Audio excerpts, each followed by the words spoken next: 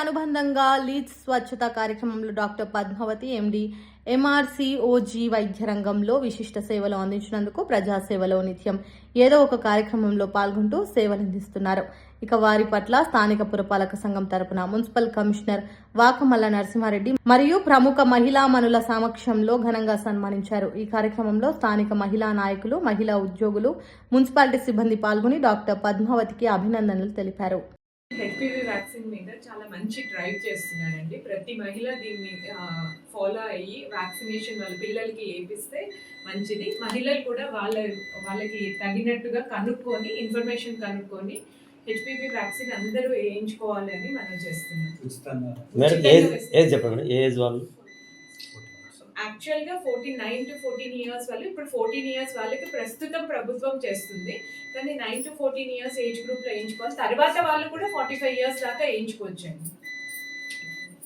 దానివల్ల ఉపయోగాలు cervical cancer వల్ల మన దేశంలో చాలా మంది ఇంకా అవేర్నెస్ లేక చాలా మంది చనిపోతున్నారు క్యాన్సర్ వల్ల. కానీ ఇప్పుడు ఈ డ్రైవ్ వల్ల వ్యాక్సిన్ వేయించుకుంటే చాలా మట్టుకు ఆ మరణాలను మనం ప్రివెంట్ చేయొచ్చు.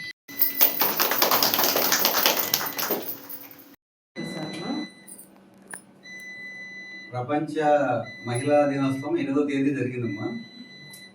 8వ తేదీ నుంచి మన స్టేట్ గవర్నమెంట్ 14వ తేదీ వరకు ఎవరైతే మహిళలు విశిష్ట సేవలు అందిస్తారో ఊర్లో వాళ్ళను మున్సిపాలిటీ తరఫున సన్మానిస్తాను అనమాట.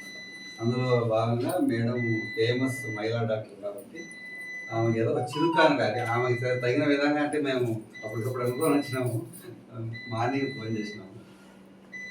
కూర్చోండి, మీరు కూర్చోండి బాబు. ఆ సేవ కార్లో పెట్టి వచ్చిందిగా.